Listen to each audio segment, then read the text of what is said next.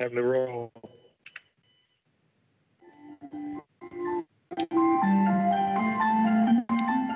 Friday night's gonna be alright. It's gonna be right. It's gonna be alright now, baby. Friday night's gonna be alright. It's gonna be right. It's gonna be alright now, baby. Thank God it's Friday. Friday, Friday, Friday, Friday.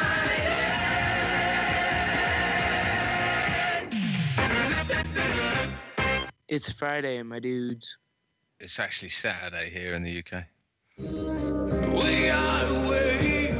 We are awake. We are not alone. We are striving for more.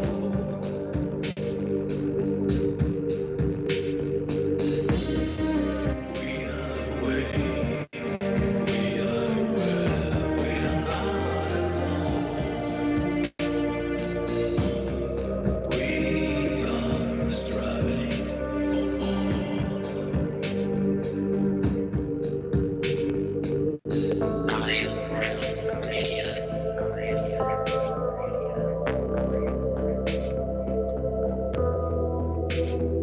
Well, how do you like that?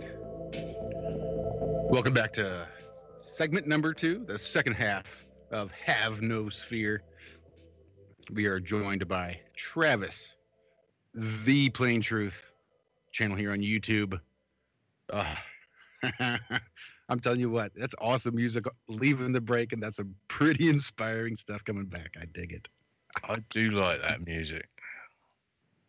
That's genuine. I do like that. Sorry, carry on. Nope, no need to apologize. I too genuinely like that, John. And just for an update, Sandra Coolpix has posted on the moon. It should be 99.4 of the moon, so it's full 99.4. So it is on the waning side.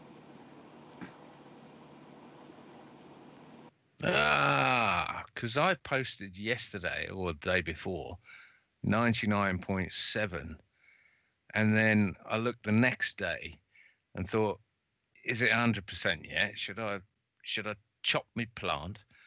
And it said 99.7 again. I was like, fuck it, this thing doesn't bloody work. I was refreshing it and 99.7. And that's the waning side. It had gone over the 100%. Right, okay, that makes a lot of sense. Cheers for that.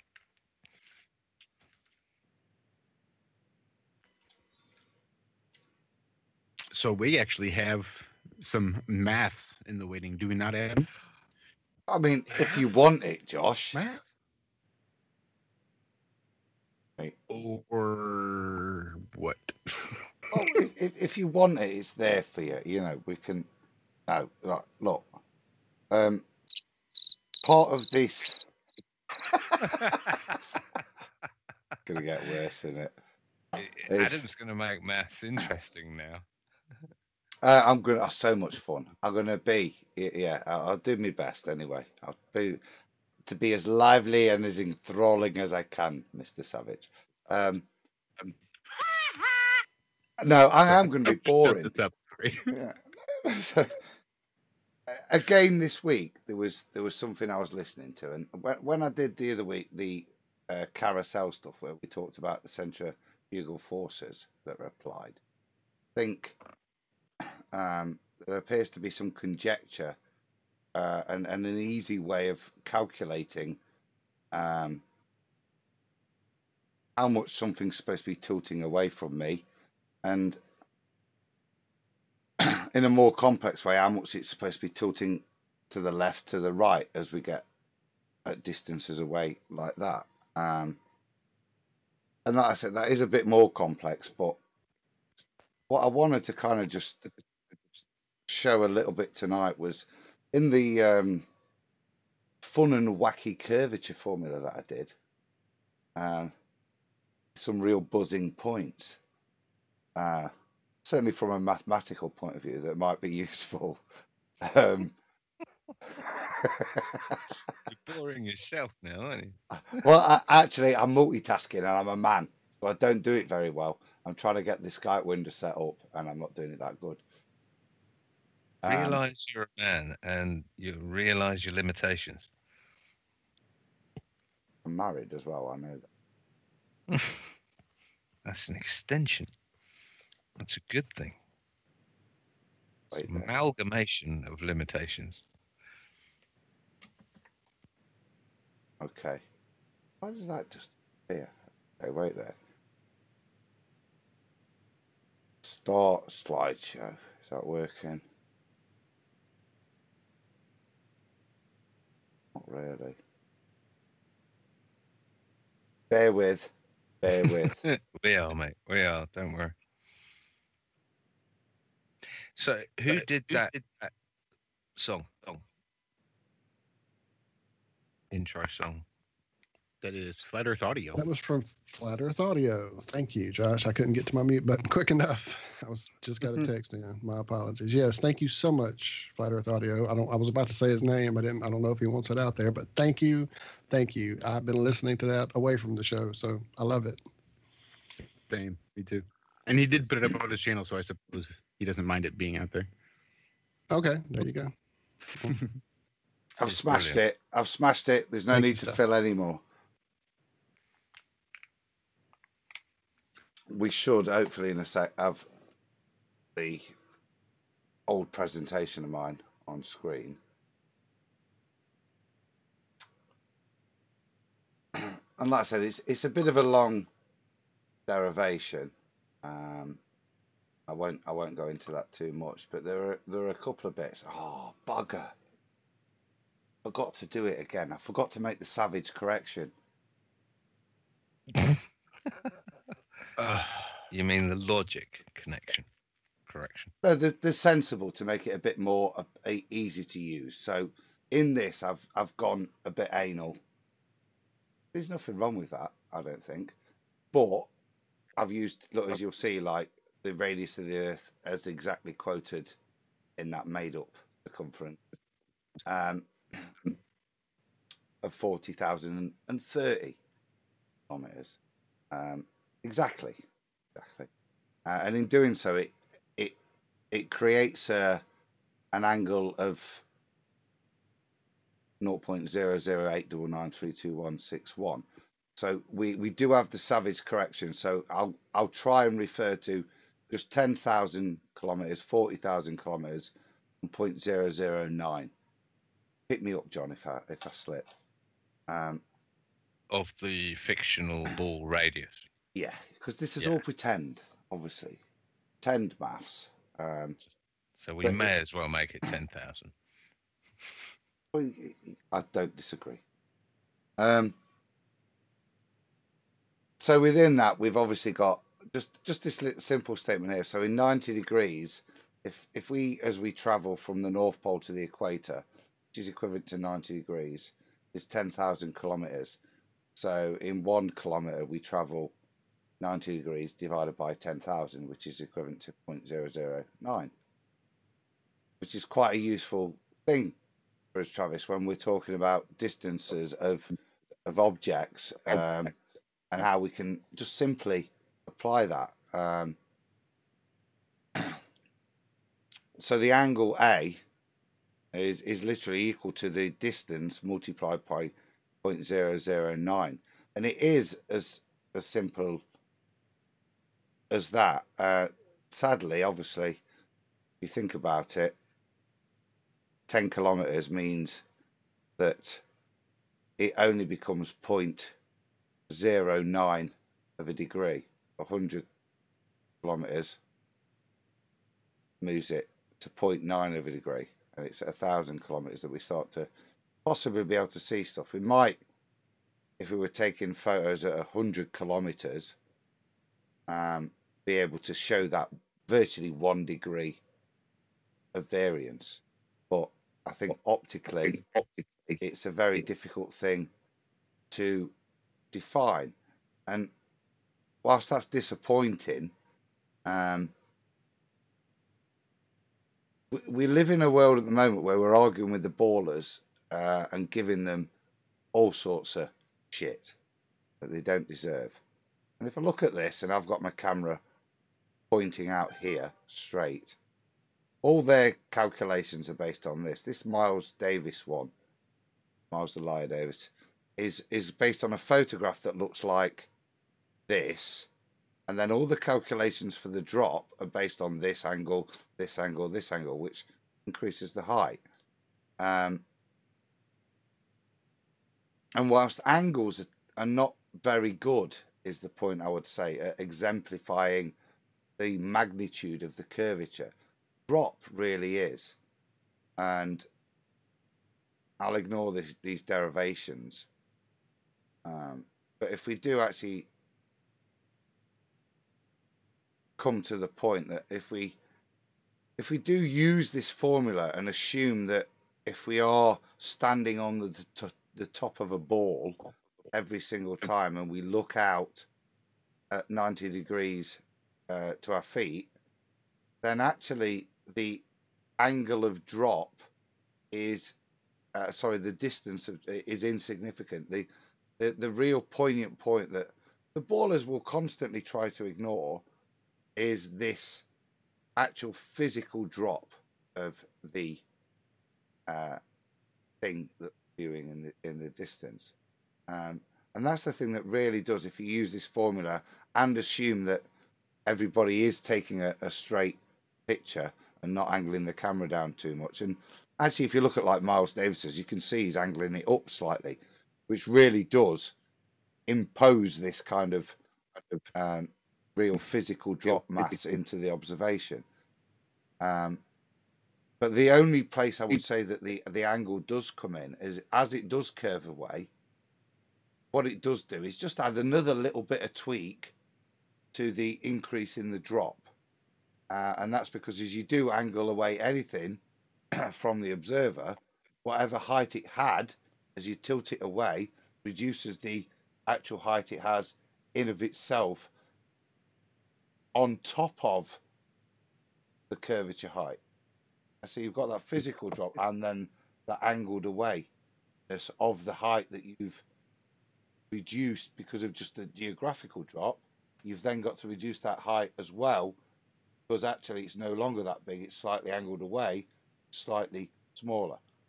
So it is a per point, but I don't think in photographic stuff, unless you get into the 1,000 kilometer stuff, and the J. Tollins stuff might demonstrates that there isn't an angular change.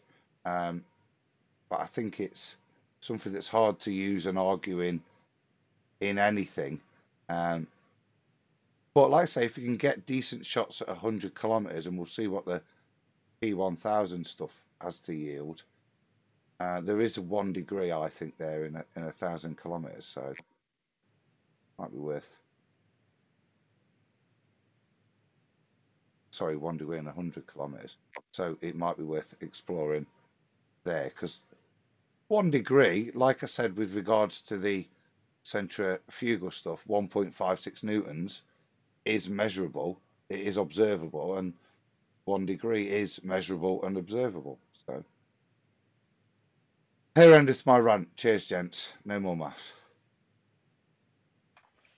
Did you got to end with a question or a summary statement? Give us a 1 sentence statement covering everything you just covered. Okay. Or Walt. a question for... Okay, yeah, I've got one. Walt, Travis. did you understand that? Travis, did you? Just as I got back over here, I got sidetracked in chat. So get out! You caught me passing notes, Professor Meakin. Thank you. You caught me passing notes. Shall I write on the chalkboard? Yeah, I followed the abstraction. It would help me to see it as well, but I understand what you're saying. Yeah, if you'd have been screen sharing here in Skype, that would have been really cool, Adam. You've all got copies of this presentation.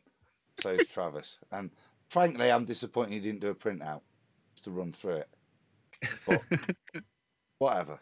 Something laminated at least. Let me ask a quick question. What we've been talking about with compression and seeing something in the distance, wouldn't that make it difficult to measure even the angular size of something that would be falling away at that degree.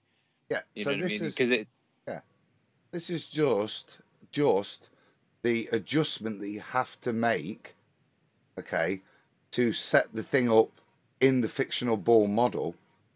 All these heights and peak heights that you give and take at distances, if you plot them on a flat plane, that's fine. It's lovely. But to then try and apply these stuff that Zach's doing, I think we should probably move on to this next, Zach's stuff, this kind of detail. The reality is, before you can apply that, you have to set up the model in which you're going to make the assumption of the observation. Now, the flat plane is quite straightforward, but if you're going to set these things up so that what do I expect to see if I am on a ball, I've got to put those mountains on a ball. So you have to adjust how the observer, how those peaks would be presented to the observer on a ball. Now that stands outside of the debate you see on Nathan's stuff with regards to the orthographic stuff. Just as relevant to put that, if you want to use an orthographic projection, to put that orthographic projection into the ball model. What you only ever see them do in their demonstrations is present it on a flat plane, as if, yeah, because if they did present their mountain 100 kilometers away, you would actually have to show it tilting away, as you stated and raised, and also how the curvature of the land on which it's sat upon has fallen away from the observer. Yeah. And it's that you have to set up first before you can then get in to then applying the resolution stuff and refraction and all those considerations to it. You have to define what you should be seeing. And this is the good thing that's come out of Miles Davis's stuff, because again today with video 500 debunk of the debunks from Miles, it's completely ignoring that point again.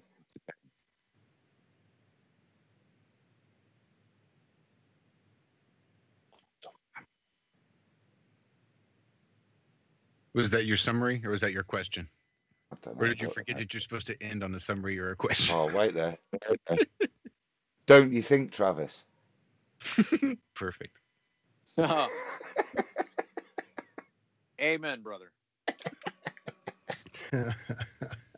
Because we're broadcasting, bro. So I have to. I'm sorry. Yeah, that's one thing that'll. Go ahead, Zach. No. Go ahead. No, go ahead. I was just going to say that's one thing that people have to take into consideration is when we're talking about my equation, that would still have to be added into the ball model, at least the top half. And they don't account for it at all. On any Earth curve calculator I've seen, they've actually more than negated it by adding that stupid refraction nonsense. When really it should be going the other way. And that is just my 2 cents. That was a good summary. Cheers, Zach. I think that stupid refraction nonsense, as you succinctly put it, mate, is there was a chat on Sun and Moon before we started tonight with Conspiracy Cats, and they were getting into that with Mr. Thrive and Survive. And I think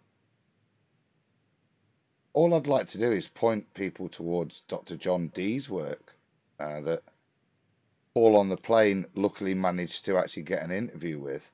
I don't know if it's still available on his stuff, but Did he? Yeah, mate, couldn't believe it. Even though we'd like, come on. Well, how did I miss that? Oh, well, you see, you snooze, you lose, savage. Bung a link to it. Yeah, I'll get it. Yeah, it's really cool. What was it? How long was it for? It's the hour show, isn't it, on TFR, wasn't it? Right, fantastic. And this is the guy who's London-based PhD, and he's decided to go out and actually do some tests himself. Yeah. Yeah. So he's the guy. Yeah. So he's all sorts of optics degrees, hasn't he? But he does hold a PhD in. I don't want to say it wrong. I think it's spectroanalysis. I don't know. Well, don't. Look, we'll let him introduce it himself when he comes on the show, because that's our claim to fame. We asked you first. It's a PhD in the most relevant field of this, and it really is due. What he does is set up with his fully state established understanding and credentials, all of this refraction, and he goes into fantastic detail in terms of taking the atmospheric temperatures, all the barometric stuff, all that kind of stuff, and into consideration with all of his skills in that field, and he presents. There's three His models. videos are fantastic. Yeah. What's his name again? Dr. John D. Yeah. That's got connotations to it. But what I would like Dr. John D to do is get in touch with the other PhD that I know in Cardiff University, who's a bolometer expert. I'm getting feedback. Yeah, you're wobbling. Who's a bolometer expert and swore blind he would 2 years ago he would measure the temperature of moonlight and moonshade. And for those who don't know what a bolometer expert is, as far as I can tell, someone who is an expert in measurements. So where's that bloody echo coming from? You got me. I'm muted. I'm muted.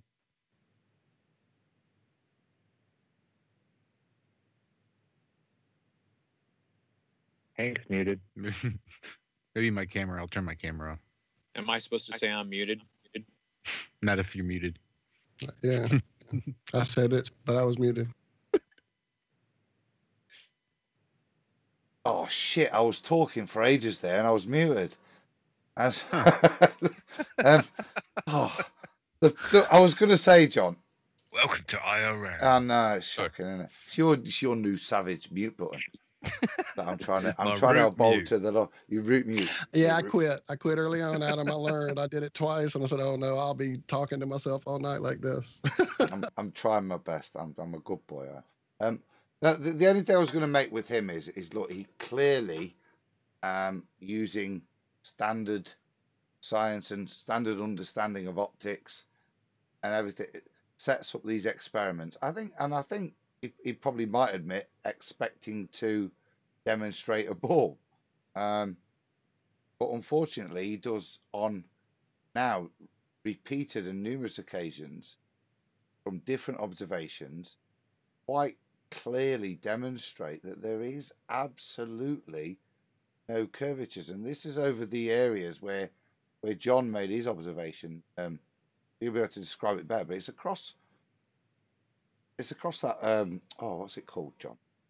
Portland Bill area. Those kind of distances across that bit of coast.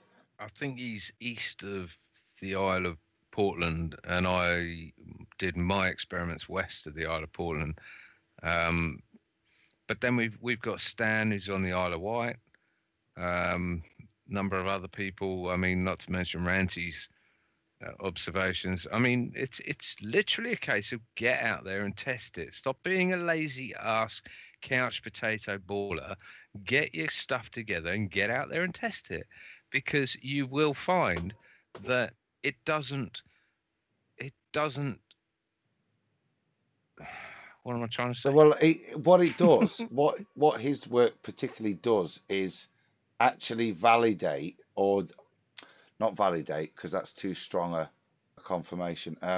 What it does is it disproves the baller assertions that this standard 7.6R refraction or any form of real refraction actually happens or is happening.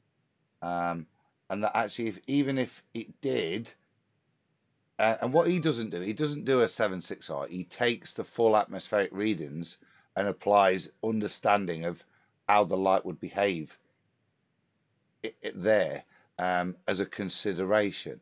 Yeah, I mean, but the way in I all of them, he understand demonstrates it's it's just not possible on a ball, mate. It's just the way I understand it is the 7/6R diffraction or refraction or whatever relies on the Earth being a ball, so it's a complete assumption from the offset.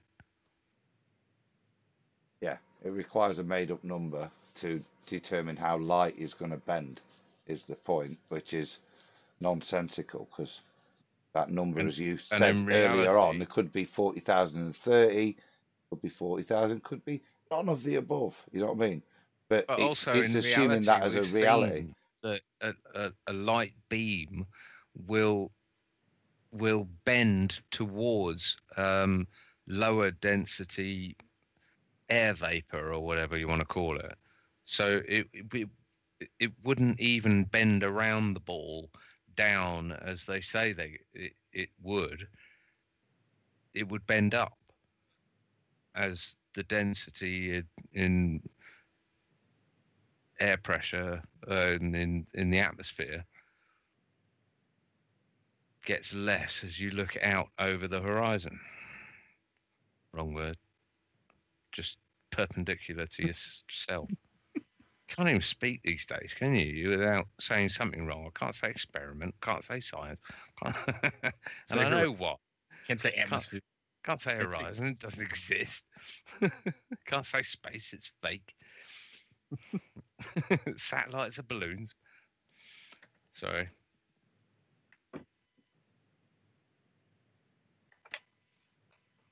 All too true, unfortunately. Time to shift it on a subject, I'd say.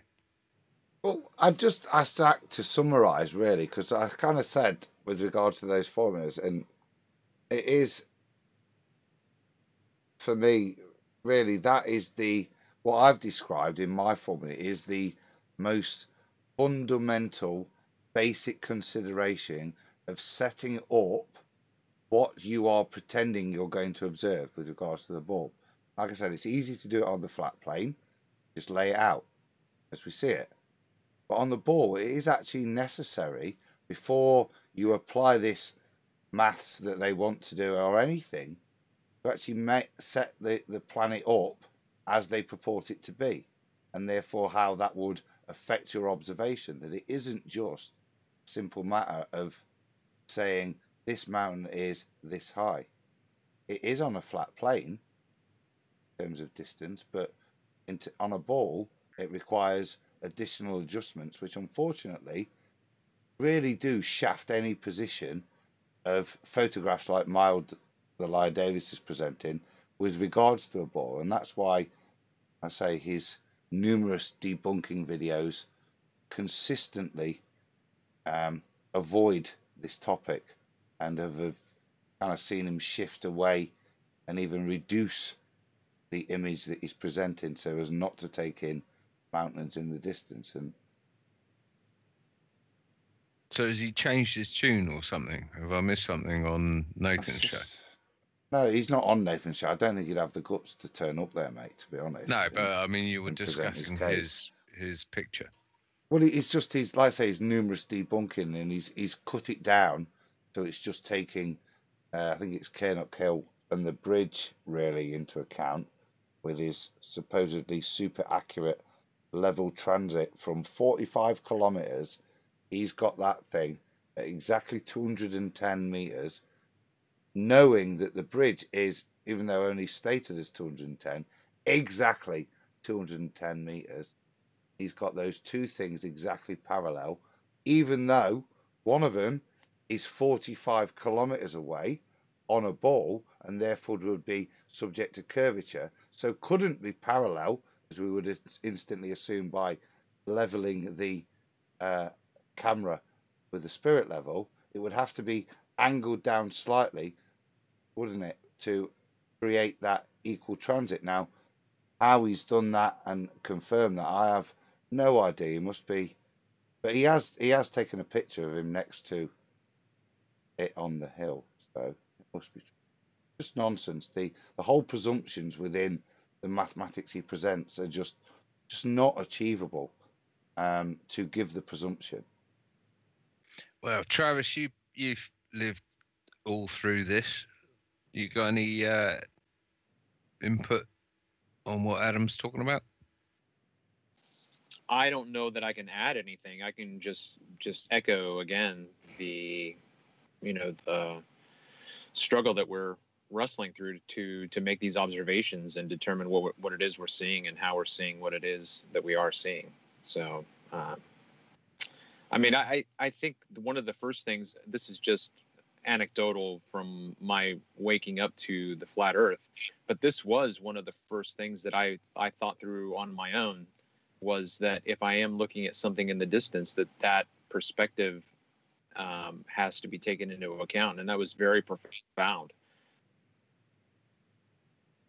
I find it quite bizarre because it was something I always thought was just obvious. You know, if something goes away from you, it gets smaller. And if it's also going around the curve of a ball, then it would get lower and even more smaller. And that's chronic English, but I don't know. It just seemed to me to be plainly obvious. But like you say, you have to hammer this thing into the heads of a globalist because they're in cognitive dissonance, purely, I think. Yeah, I think too, the one thing that we have to realize, and we've talked about it with the angular resolution, is that our eyes can't resolve what we're seeing at those distances. So we can't, even though we're abstractly talking about the fact that something is also angling away from us, our eyes aren't that acute to be able to detect that necessarily. Yeah. You know, one of the things that I've observed when I'm doing my observations on the water, and I was in California, and I was shooting some oil rigs, and there were fishing boats and whatnot. I began to think through the fact that I don't believe anyone can ever say that they have seen the ship go over the curve with their naked eye. It would be impossible for you to see with that kind of detail. You wouldn't know what you were looking at to be able to resolve that. So that was you that did the P900 shots of the oil rigs off the coast, is that right? I haven't seen any others besides mine, so yeah. I loved them. I thought they were brilliant. Yeah, no, I really liked them. And then because you went up a flight of stairs, didn't you? That was like 200 foot or something. Well, I went to one location. I was on the beach, and then I drove up to another location that was, a bit higher, just to see, what the difference would be. Mm. But I still have other shots that I still need to go through to try to just show some contrast. But what I did notice, if you can follow, I mean, it's not going to be that difficult, I don't think. But one of the things that I did, some stills with my footage, is that if one of the oil rigs that I had in the distance, you could see the cranes on the very top as if they were antenna. There was like a V-shape antenna, but that's all you could see, and then it hit the horizon. But an hour earlier in the dark, you could see the full rig, showing that it's pure atmosphere. Yeah, I was in the same location an hour apart, and there's no way, what I mean? That is not curve. But it was amazing. And the frustrating thing for me, and anyone out there who's listening to this, I have not been able to find any information on those rigs telling me how far away they are from the islands, from the shore, or their dimensions and their specs. Well, so you say that. I mean, I've done a lot of my experiments on the Isle of Portland, off the coast of southern England in Dorset, and I can't find a definitive height for the island. I mean, it's a freaking island. It should be so easy.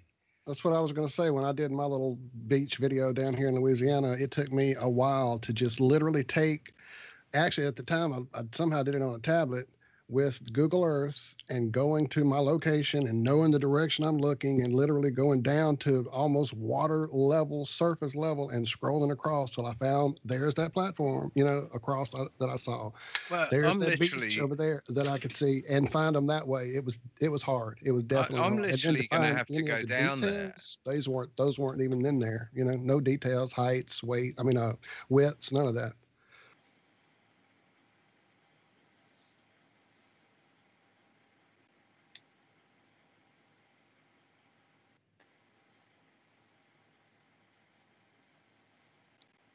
Uh-oh. What happened? I was just caught up in. Sorry, I was reading the chat again because apparently YouTube is playing with our numbers again. Yeah, that's funny. You seeing it too, Josh? Well, maybe it's this starting and restarting the stream. I was wondering that same thing too. I wonder if that's got something. It might be just confusing them. It may be. Anyway, not a big issue. Sorry, I should have let that distract me to silence like that. My apologies, because I really am like going, this is crazy. And some people in chat are saying they're not able to pause the live stream like they normally can. So that could be part of it, maybe. I don't know.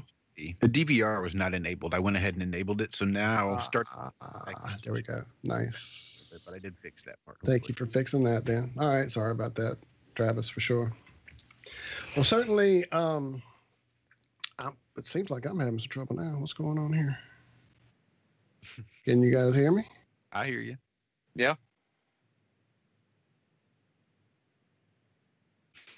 Gone. I come back to disaster. What? I'm telling we you. lost Walt. We've lost Walt. I think he's gone for good.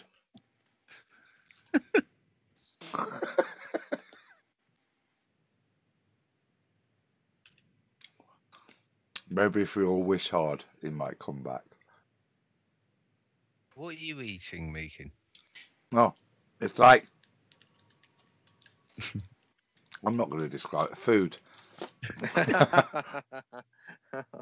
I was going to say, it's like, that sounds ominous. Everything is like food these days. And if you can't say turkey or if you can't say fish, if you have to say it's like, that is going to be an interesting description. It's like chocolate. Color too. He's back. See, all my dreams. That was you made it. I'm back. What were you lot on about anyway beforehand? Oh, he's muted now. You've muted Walt.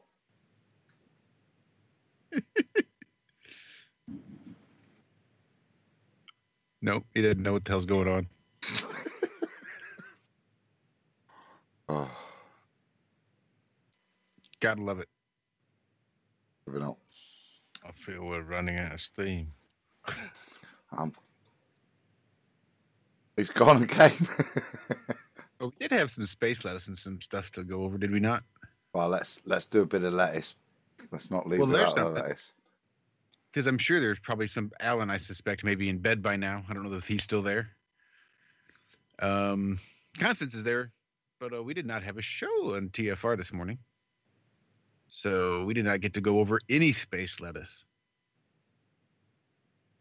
Well, stuff that, Josh, frankly, because I got my first on-air bit of space lettuce on Tuesday's show. Surely I don't think that was your first bit, was it? It was my first, yeah, because you did. You gave me credit for one that, frankly, I did own up to. Wasn't mine. But the dark matter hurricane is mine. I found that one.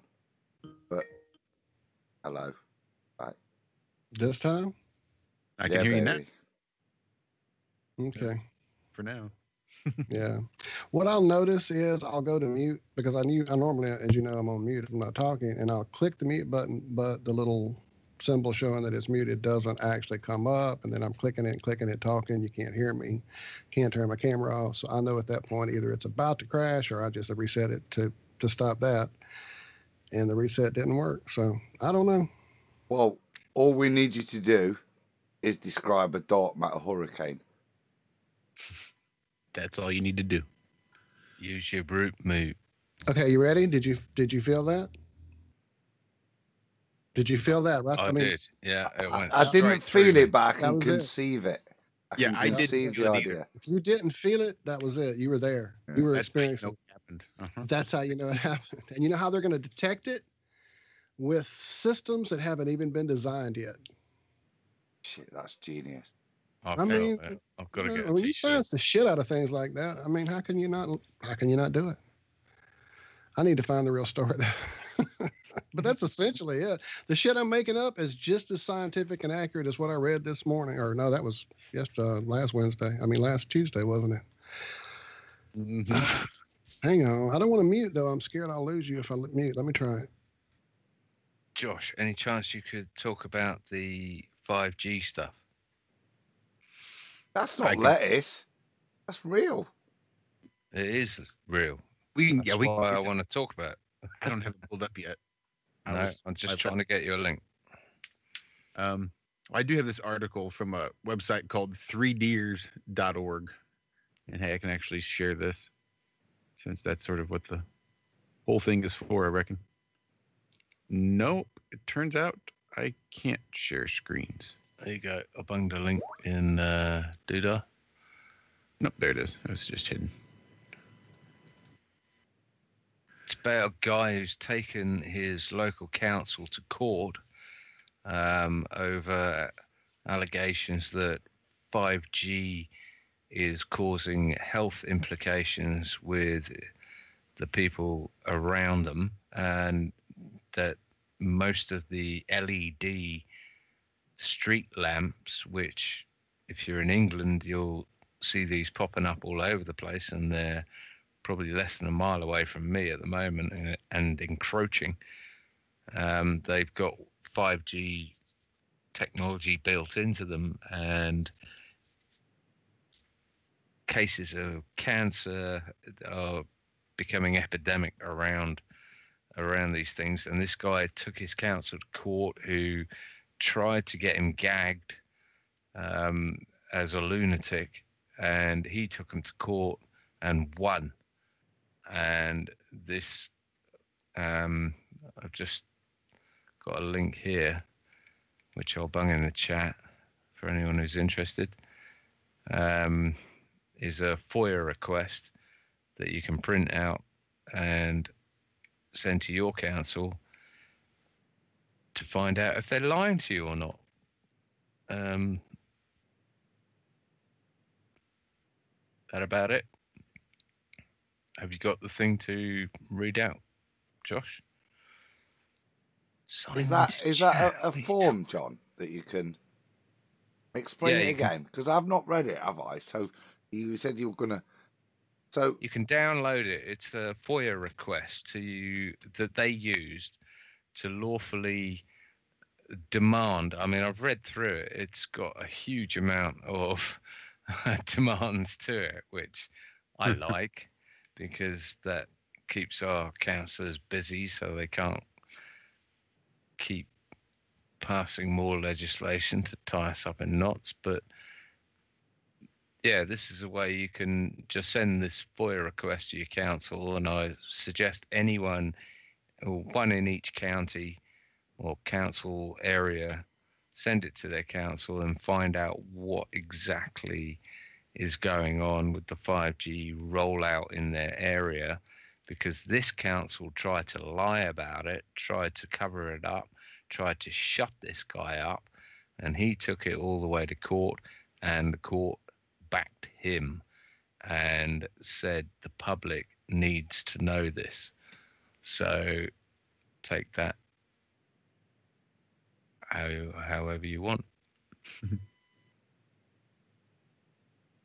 don't know how to get that FOIA request into the chat or whatever, but Can you just scroll down a bit, Josh? It's got Dear Council. This is a freedom of info request. Do you have a 5G strategy? Yeah. Sure can. Let me just read this first top real quick. Cool. I don't know if you can see that because that font is pretty light. Stroke's pretty small. So all United Kingdom and Commonwealth residents can use this FOIA request as a template to send to central government fourth sector organizations, public entities, local district and county councils, police, and all emergency services to understand their 5G, GSM, Wi-Fi, and smart device plans, strategies, and implementations, such as LED streetlight systems that we now know are being used as a method of deploying 5G in a town near you, totally under the radar, in practical secret, and without, so far as we can see, any understanding of safety regulations for this 5G technology. This FOIA will give you and our community a national insight into how well resourced your council is, who they are giving your money to, and how much you are being left in the dark by these unscrupulous companies and suppliers.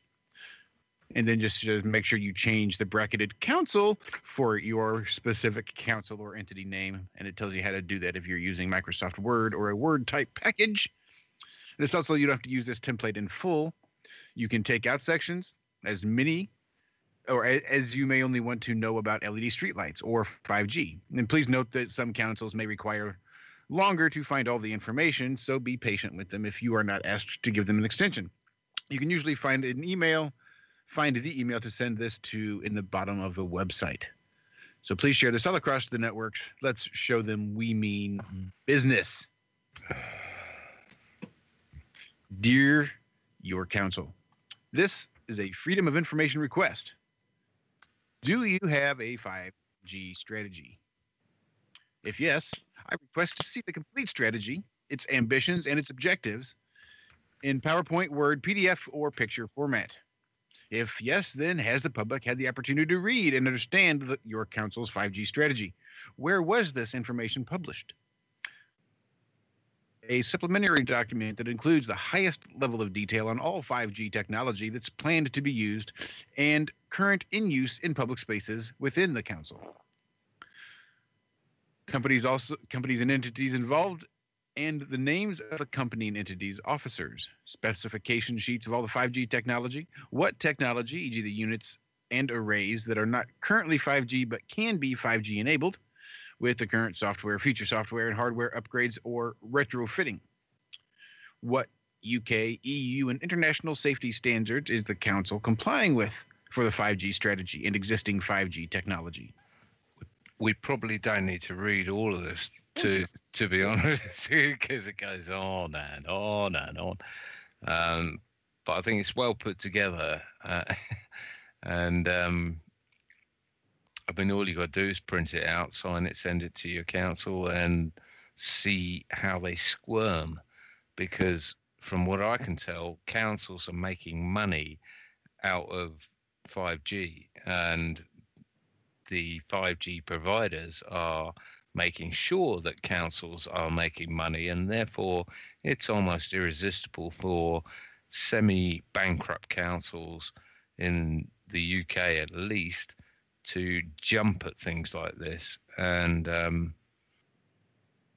don't think it's good. I don't think it's good at all.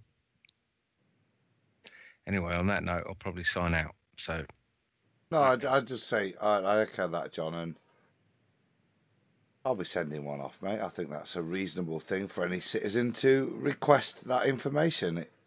You cut it a bit short, but I was quite intrigued in the detail and the squirm that you're going to see from the council.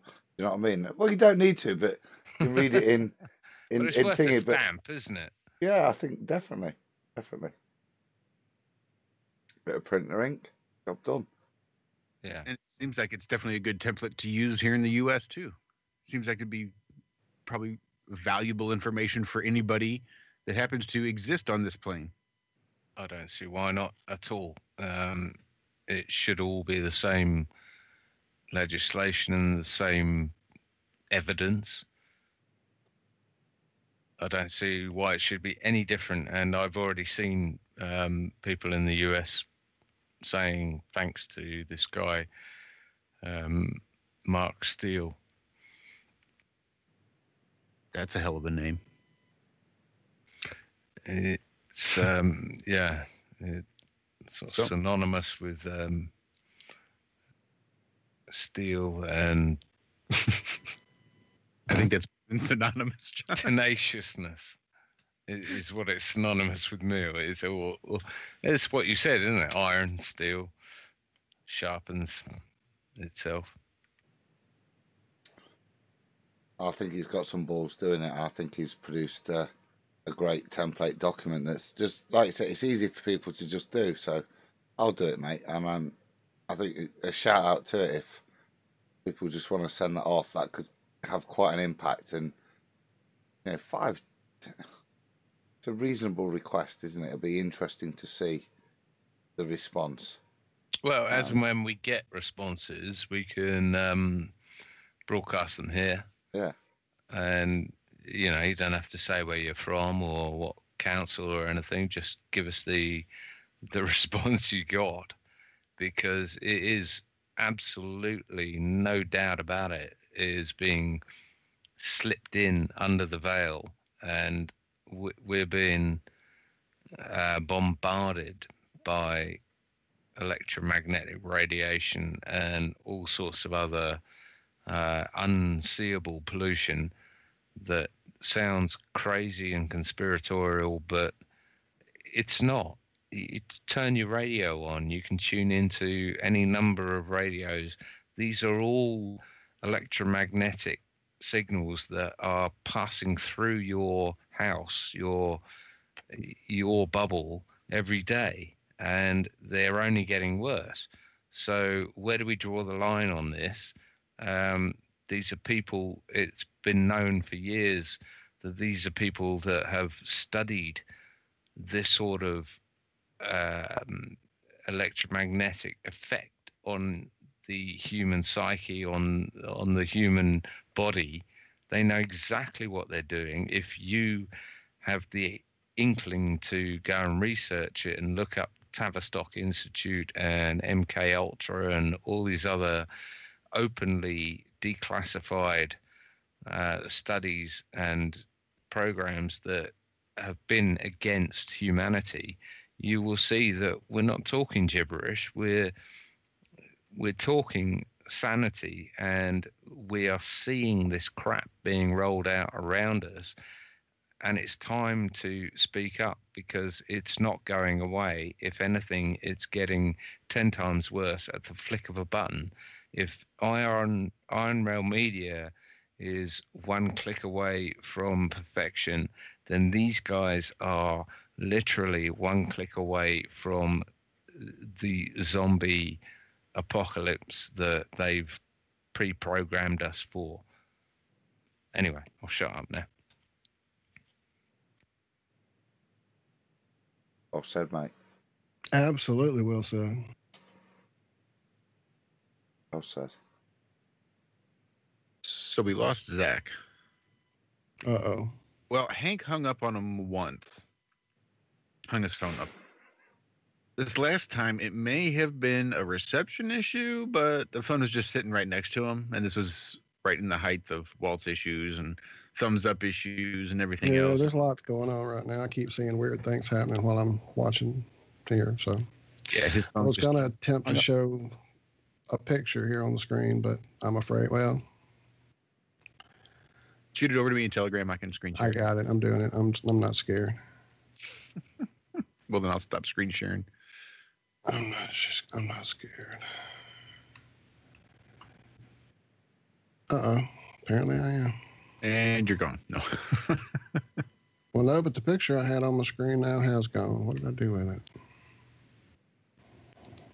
Strange. Can I take a minute while we're talking about all this weird YouTube stuff? We used to talk about a channel that disappeared from my subscription feed for quite a while, which was Jones Sinaj. Remember Jones? Mm-hmm. Jump backwards. Had all that cool stuff about the moon being a reflection and all the cool airplane stuff. Well, apparently he's back on YouTube, but he's only got like 100 subscribers. So apparently still hiding them. So anybody wants to check out some of the fuel hoax stuff going on with airplanes, and I mean, this cat's into everything. So I just highly suggest everybody go over there and give it a sub. Again, it doesn't mean I believe everything that he says. Research everything on your own, and don't take anything for granted. But I highly recommend at least going over there and listening to the information that is provided. So is my screen being shown on YouTube? I believe so. I don't actually. You're good to go, Walt. Are you guys seeing it as well in chat? I see it. So, in my Google News feed, this story came up. I keep up with NASA so I can keep up with all the space lettuce, and this story showed up. NASA picking a spot for the lander in 2020 on Mars. So what the hell is this picture doing here? What has that got to do? The story does not mention flat Earth in any way. The story doesn't mention crazy conspiracies in any way. The story has nothing to do with this thumbnail they chose, which itself, as you well can see, is not an accurate flat Earth representation. In the first place, it's a Mercator map stretched across a railroad flat Earth divot, or whatever the hell they call this thing. I don't know what it's supposed to be, but yeah, I just thought this was too much. Well, I'm looking Looks like a nail. Sun and moon on it, and yeah. This is news aggregator, is it not, Walter? Well, that's what it is, and that's what I don't know. Is it NASA? It wasn't NASA that chose this. Was it the Ars Technica site? Was it the Google Feed site? Who chose this thumbnail for this story? That's what I'm trying to track down for days now and can't figure out who provides these thumbnails for these little feeds. Well, see, here's the thing. When Ars Technica or whoever wants to make a blog post, they want to include a thumbnail of some sort. You'll see a lot of people will just, this is one of the reasons people subscribe to those stock photo places so that they can take the stock image and just put it up as a thumbnail. So that's probably all that is. My guess is Ars Technica could be one of those like AI bot websites that's just pulling stuff from all over the internet and compiling these blog posts. So it's just sort of a automated website type deal. And it's just sort of a random, somewhat related, probably has a few tags related, and that's how it got picked, that it was just tagged in Tags, there. Right. That's probably it. That's my guess. Or something to that effect. I don't know anything about Ars Technica, but... yeah, again, the only thing that caught my eye was the really badly done picture here. Now, I've stopped sharing my screen so I don't blow up again, which may happen anyway, but hey. Well, we had a story on TFR a few weeks ago that they were selling fake Mars dust, right? Openly, knowingly. People were knowingly buying fake Mars dust. They were going and purchasing, hey, can I have some of your fake Mars dust to practice growing stuff in? And that's kind of, it was just a goofy story that we had there on TFR. And then I ran across this this past week. Apparently ESA and a company called Lithos 3D print fake moon dust into screws and gears for use on the moon. They're all, none of them are any bigger than the penny. I'm looking at this picture here. That's pretty good stuff. Getting people to the moon is hard enough, but lugging up all of their supplies, tools, and instruments, just as costly, because it all comes back to the cost of fuel. Every screwdriver and bracket and gorilla suit and guitar and camera and camera and camera and camera and camera and camera and camera and camera adds weight and takes up space. Football jerseys. Oh yeah, and football jerseys. Every single team that is in the NFL, so that way, right when the Super Bowl ends, they happen to have those two specific jerseys on and ready to go. Because that's the only way you have that, is if you have every single jersey already on hand and you're not just filming a few blocks away. Right away down the street, right? So engineers in the field are always looking for ways to reduce the mass of anything in or on the rocket. One of the most common ideas is to make parts in space and on the moon from moon dust, or lunar regolith. The European Space Agency, or ESA, has been experimenting with 3D printing with lunar regolith for a few years, and their most recent results are the most detailed parts produced from the cosmic material yet. ESA materials engineer Advient Makaya reports that these parts have the finest print resolution ever achieved with objects made of regolith simulant, demonstrating a high level of print precision and widening the range of uses such items could be put to. If one needs to print tools or machinery parts to replace broken parts on a lunar base, precision in the dimensions and the shape of the printed items will be vital. Austrian company Lithos is responsible for the high-res 3D prints. Lithos has been developing, operating, and selling professional ceramic 3D printers since 2011, so they were the prime choice to work with simulated lunar regolith.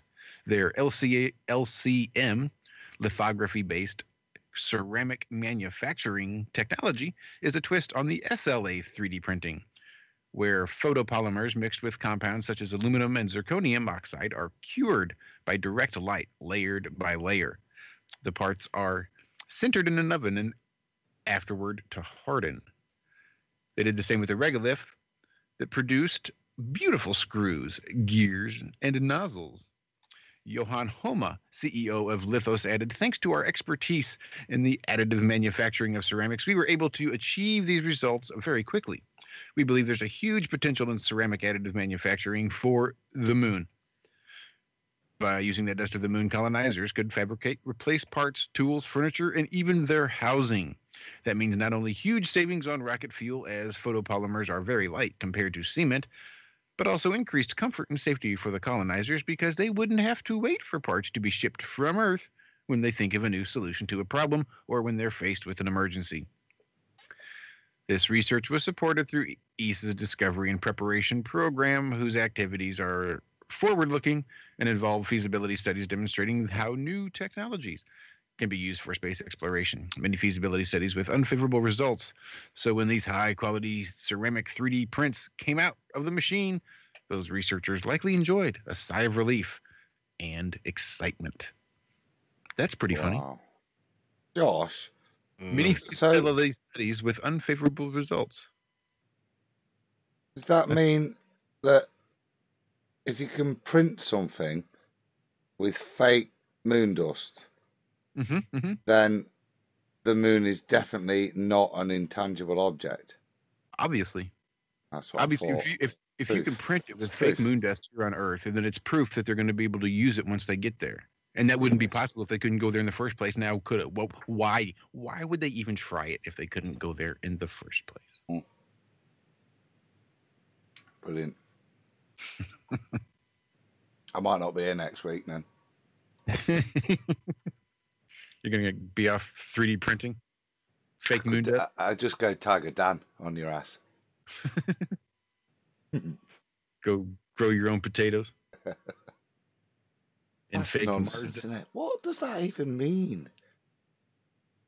Who knows anymore? They're printing screws. Does it have to mean any more than it was? No, but that's what I mean. Why do you have to link it to the ability to print screws on the moon? It has this no seems like a relevance. Thinks it could be used here on Earth. I mean, that's great.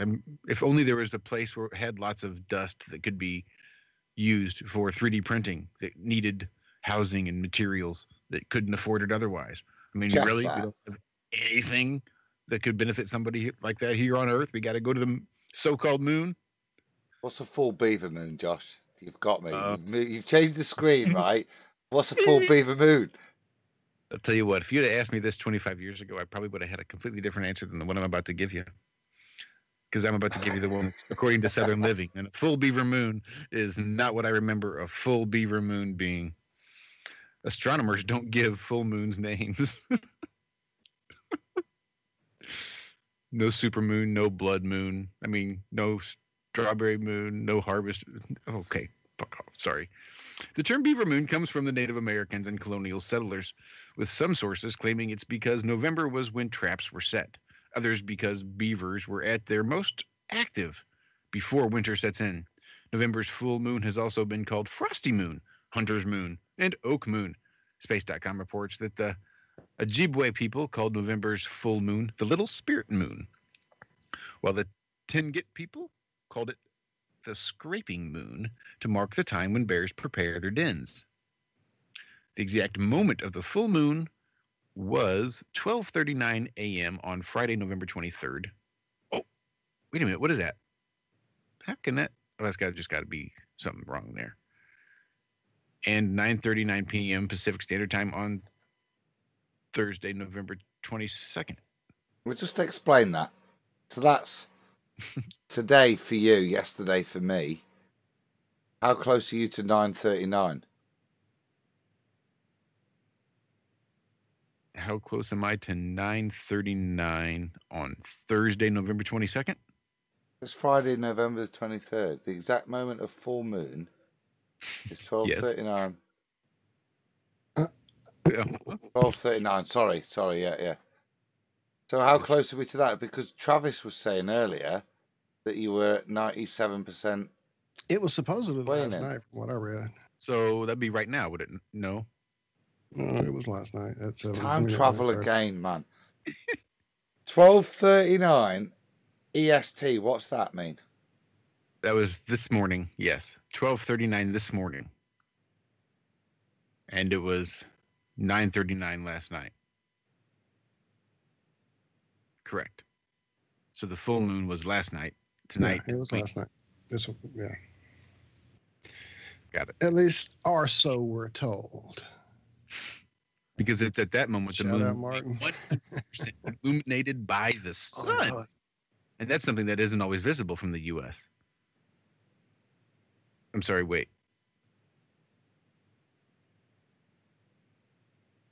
Have we missed a full moon? Are there months when we don't get full moons in the U.S.? Is that something I missed?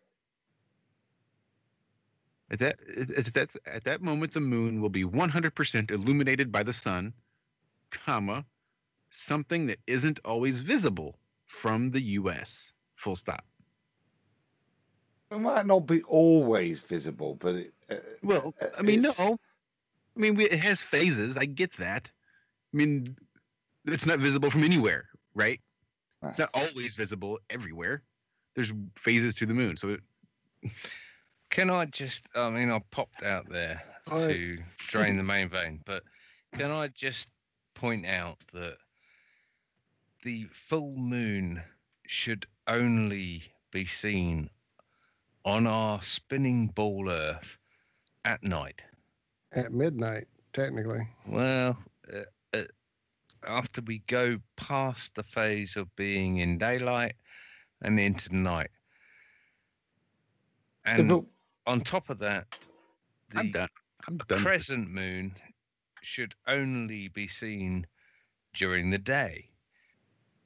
If people don't understand this, then they really need to get a ball, a light, and a dark room and start working this crap out, because there is no way you should be able to see a full moon during the day, or even anything beyond a half moon during the day, or anything beyond a half moon at night. And it should be a crescent. Hold on. During the day, it should be a crescent. During the night, it should be full. You shouldn't be able to see them the other way around, which we do all the time.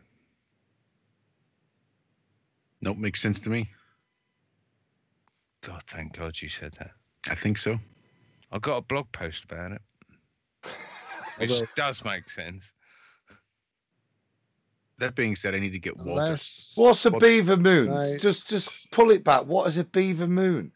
Another stupid name they've come up with. This is southernliving.com. So, Walter, this is your neck of the woods. You need to go down there and smack some people around. Look at this next sentence. If the night sky is clear, it will be too bright to look at. So the full moon, don't look directly at the full moon. You won't be able to. It'll be too bright. Because I know you're going to be inclined to look at it. Because I wear my sunglasses at night. So I can look at the full moon, right? Because they're so rare here in the U.S.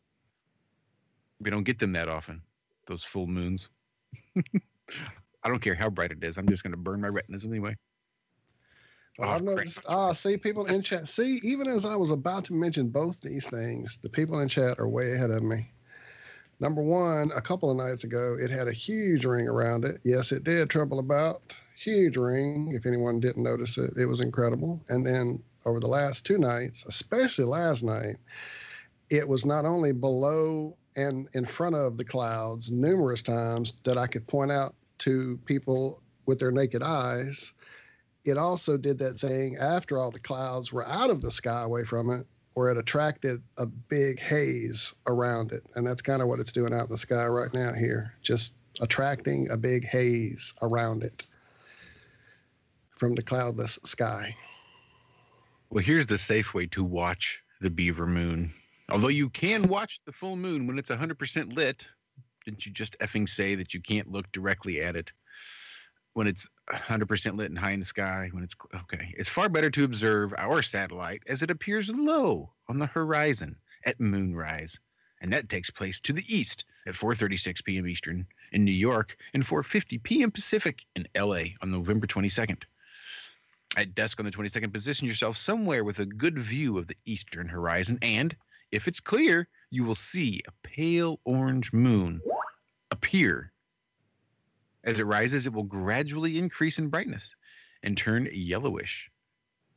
As it's just rising, it can look huge, especially if you see it between 2 buildings. It's just an illusion. The human brain usually sees the moon as larger when it's positioned lower down in the sky. The first 15 minutes or so of a moonrise is the best time to study the entirety of the moon through binoculars. As it rises higher in the sky, it will become white and very, very bright. Since a full moon always rises as the sun sets, and the sun sets just as the sun rises the next morning, the beaver moon will be visible all night long. It's a great night for a moonlit walk or hike. When is the next full moon? That's what I want to know. I'm in America. When's the next one? The next full moon, the full cold moon, full long nights moon, or moon before Yule, wow, will occur on December 22nd, though the exact moment of 100% illumination is during daylight hours, as seen from North America. So it will be best at dusk on either Friday the 21st or Saturday the 22nd. It also occurs during the Ursid's meteor shower, which may be visible around the Big Dipper, though it will be a struggle to see with a full moon in the night sky. When's the next beaver moon? See, sorry, what I'm going to I find funny is that so many people mix up the moon phases with the shadow of the Oh yeah, I still get that question. sun on the moon. Yeah, I mean they literally say that the moon phase, say it's a 3/4 phase, then they say that the quarter darkness of the moon is made up by a shadow of Earth, and this displays a complete ignorance in their own model.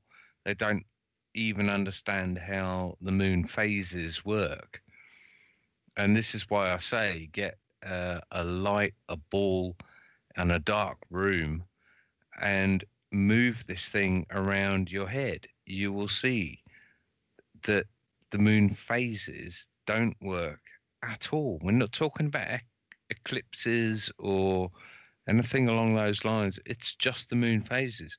They don't work. The fact that you can see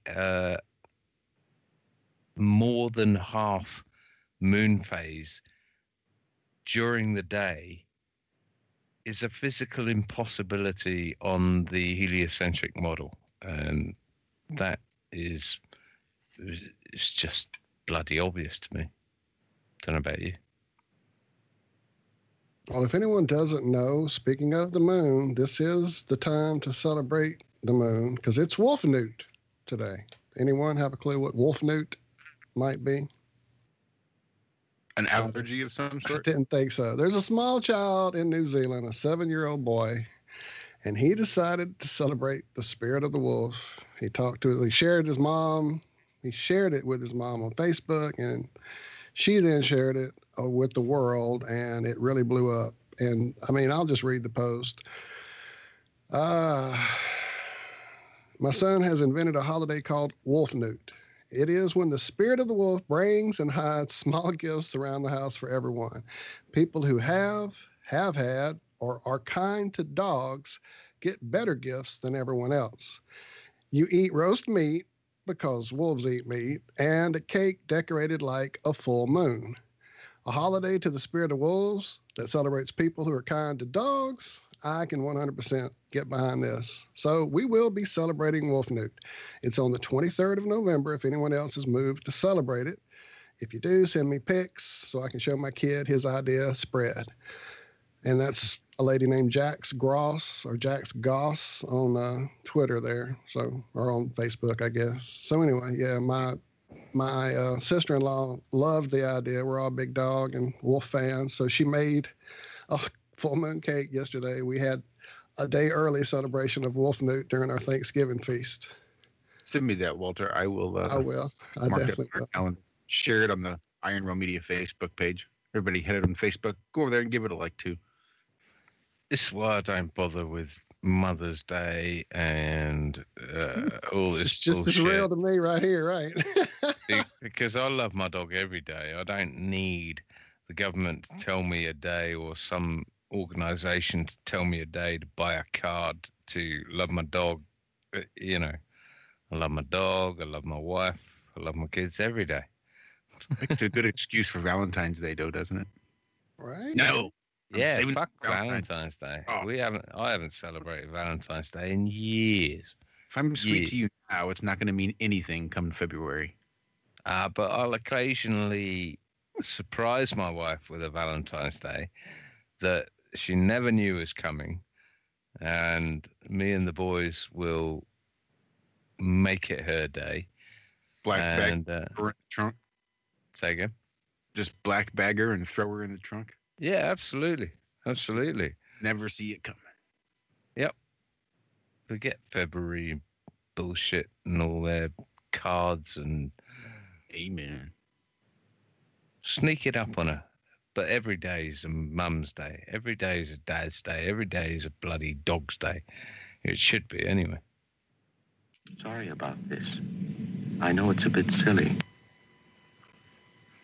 That's Hal. Remember Hal from 2001: A Space Odyssey? I honestly think you ought to sit down calmly, take a stress pill, and think things over. Well, apparently they're making a real HAL 9000. They're going to call him Case. Case. Don't panic. Life imitates art, to be sure.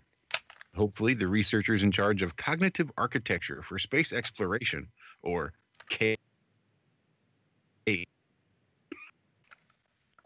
Cognitive architecture for space exploration. That's such a bigger mouthful than think about it. We just have to form the proper cognitive architecture for space exploration. Okay, sorry. They've taken the right lessons from 2001: A Space Odyssey, and their AI won't kill us and or expose us all to alien artifacts, so we enter a state of cosmic nirvana. And he thinks that's what happened. Hold up, Josh, slow down. Cognitive architecture. Yes. Correct. For space exploration. Nailed it. How we can make you imagine that space is real. Is that what they're saying?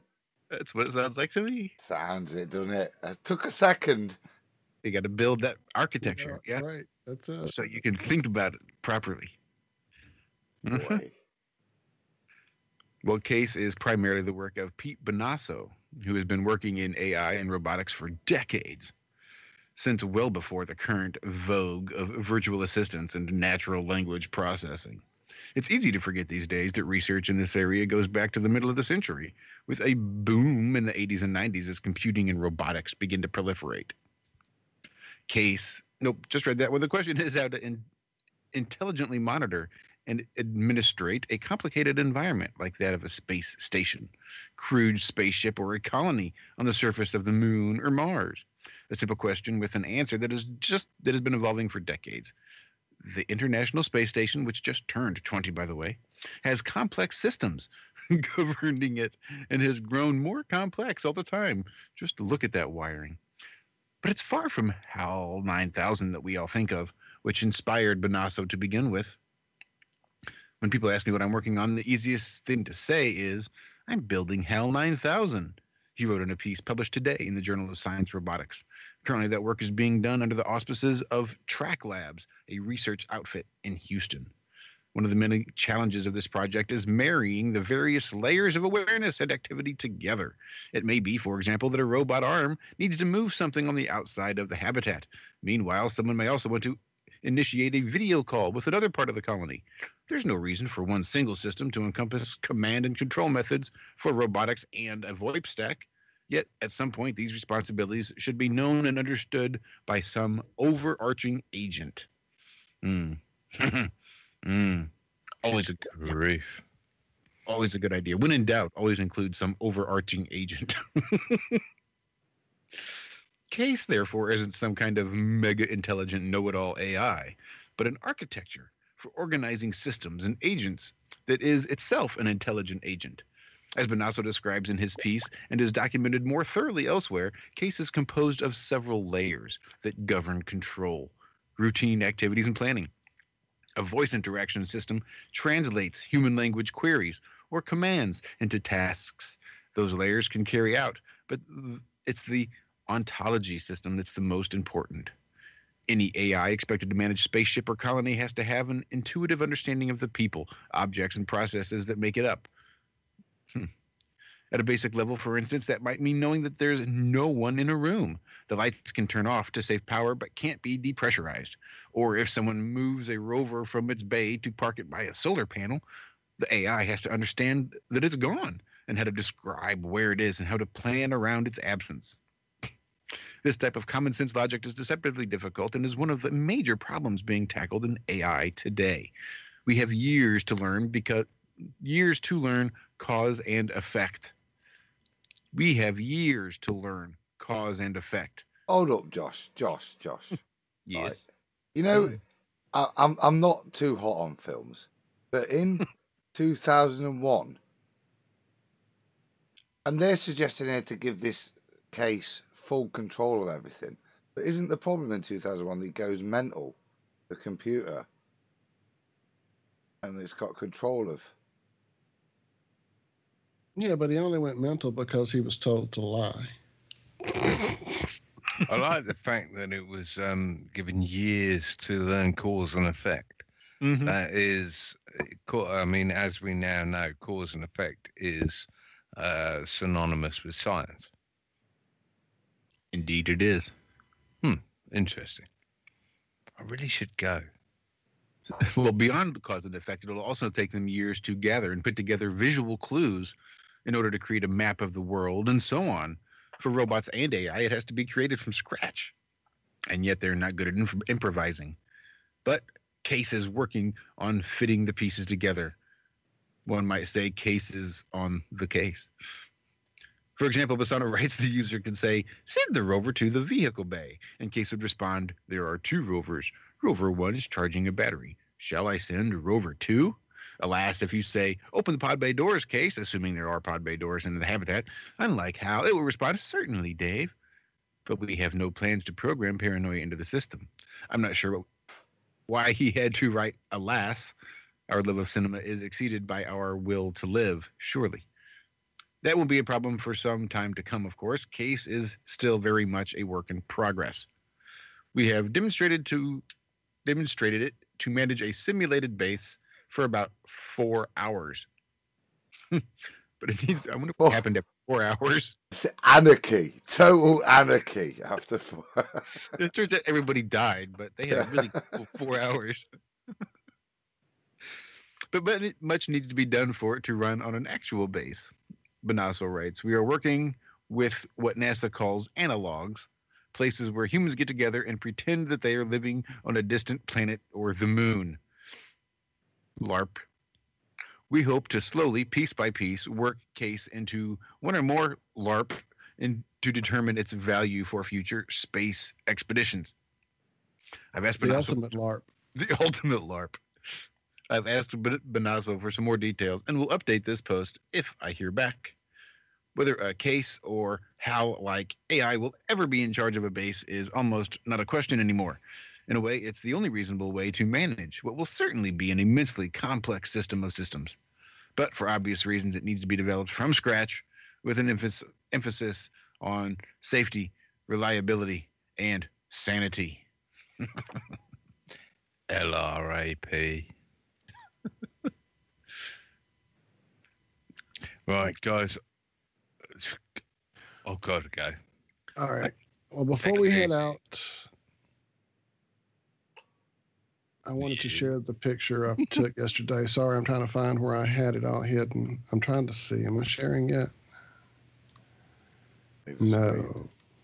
There it is. Now, are you seeing me? Yep. Okay, so one of our early big proofs of the fake globe was the picture of the Earth with the numerous clone cloud images. Well, I got bad news for you. God uses the clone tool too, it would seem. This was yesterday. Yeah. Oops, wrong direction. Yeah, it was too funny. That's pretty good. Even the little dot underneath, I just noticed that right now in the picture. I didn't even see that yesterday. Oh, that's too good. Anyway, so yeah, I just wanted that. I thought that was too good. Now, let me stop sharing quick before I break it all. All right, I saved it. I hope.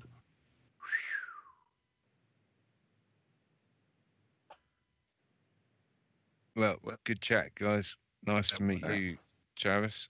Yes. And, yeah, thanks for letting me hang out, guys. I appreciate it. Anytime. Yeah, I wish you said more, mate.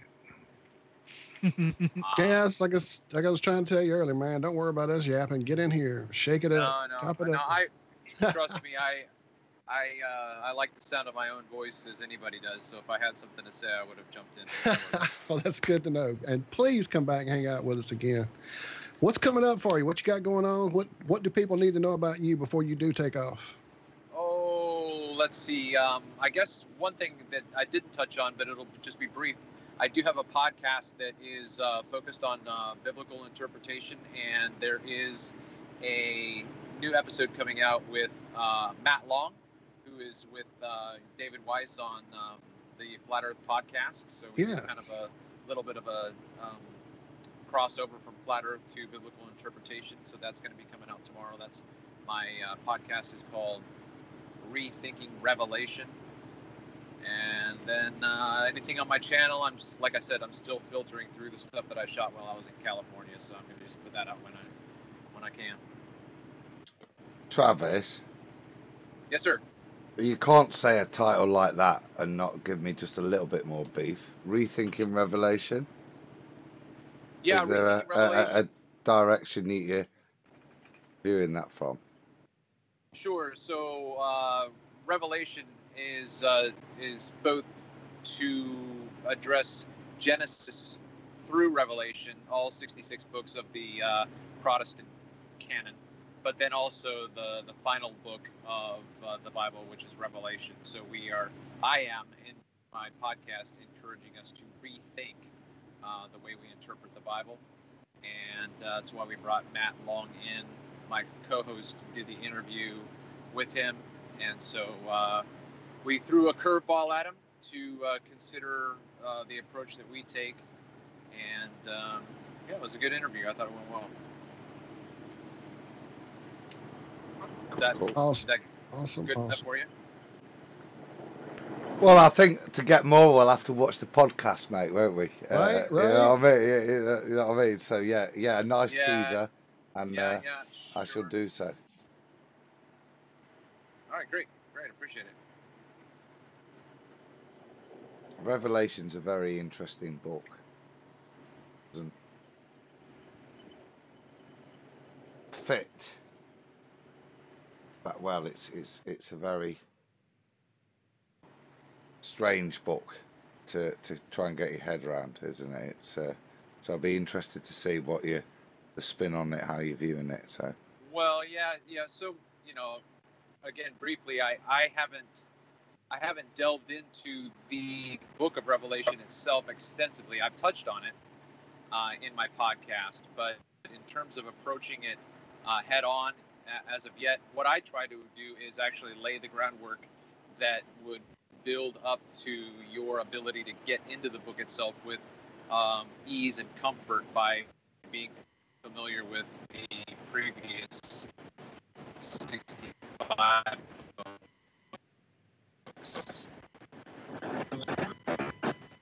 Are you breaking up there, dude? He must be trucking even as we speak. That's that This Maryland liking Verizon for some reason. Right. There's Damn one it. thing we do need if is a little beep of the horn. Did I break up? Yeah, we Yeah. got. All right. Yes. Bless you, fella. It's like I'm 9 again. I still get a kick out of it. I know, right? We talked about that early on in chat. We were talking about the horns that were blowing the truckers going by the Flat Earth billboard there in Denver during the meetup. Yeah. Yeah, I'm sorry. I knew that I was breaking up there, so I'm not sure how clear I came out. It was just the last sentence or so. Yeah. Okay. Yeah, basically, if people are a little bit nervous about reading the Book of Revelation, it's because we're not familiar enough with Genesis through the Book of Jude. You know, we need to be familiar with the first 65 books, so that when we get to the 66th, we fall right into place. Nice. That's it. That is nice. Got to keep it in context. Yep. Well, Well, awesome. thank you again so much for being here and hanging out with us, man. Please, whenever you have a minute, whenever you're pulled overboard again, just holler at us and we'll definitely be ready to chat. It doesn't have to be on the air for sure, man. All right, we'll do. Cheers, Travis, mate, and I'll catch you on Nathan's show, hopefully, bro. All right, Adam. I know Zach sends his love. He was having connection issues as well. He was being a chat warrior tonight, he said. So he probably was. chat somewhere. Time to roll. But I think it is time to roll. Yeah. It says. What we're leaving with, Mr. Corey. I don't know. What do you want to leave us? Shall we? I do like the Flat Earth audio one, mate. I've got to be honest. It's I do too. Yeah, play that one again. I love it. I'll Throw play it it. out. It's tired. Yes. Thank you, Travis. yes, Awesome. give it the full length, baby. The full length. All right, we'll do. And with that, we will call it a show. Cheers, But Travis. we will be back. Cheers, mate. Thank you, Travis. Love you, man. Thank you, guys. Thanks. Thanks, Travis. All right, Josh. Such a blast. I love hanging out with you guys. That's something I also I wanted to touch on this morning and tonight was I haven't given enough love to all of the fellas here at Iron Realm Media as much as I would like. And it was laid up on my heart, as they say, this past week. And I really wanted to do some, but I can postpone it because I've got plenty to go around next week. So thanks, fellas. I do. Well, thank you. Have a bit And now. truly- I've got some for next week, bro. Cheers, Truly, guys. truly It's love been you, love wicked. you, love you. Excellent. We are the way. We are the way. We are not alone. We are striving for more.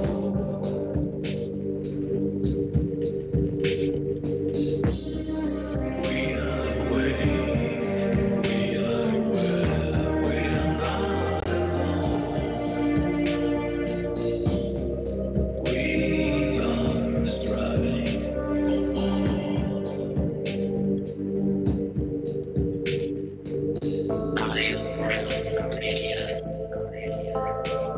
From Zachary Zabala, John Savage, Adam Meakin, Walt Johnson, and me, Josh Corey, have yourself a great night and a great rest of your weekend. Be careful out there. It's going to be a crazy one. We love you. See you right back here next week. Bye-bye.